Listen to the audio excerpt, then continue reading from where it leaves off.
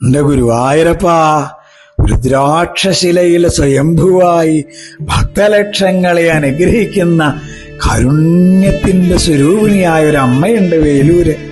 സാക്ഷാൽ കാർത്യായനി ഭഗവതി.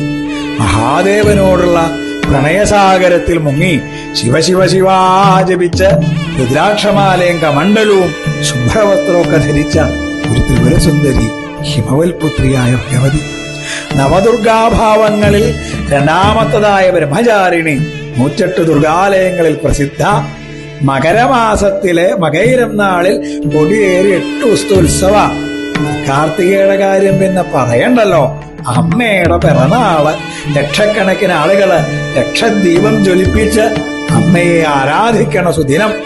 ഗുരുവായൂരപ്പന്റെ കുറൂരമ്മയുടെ നാട്ടിലാട്ടോ ഈ ഭഗവതി അമ്മ. കൃഷ്ണ ഗുരുവായൂരപ്പ.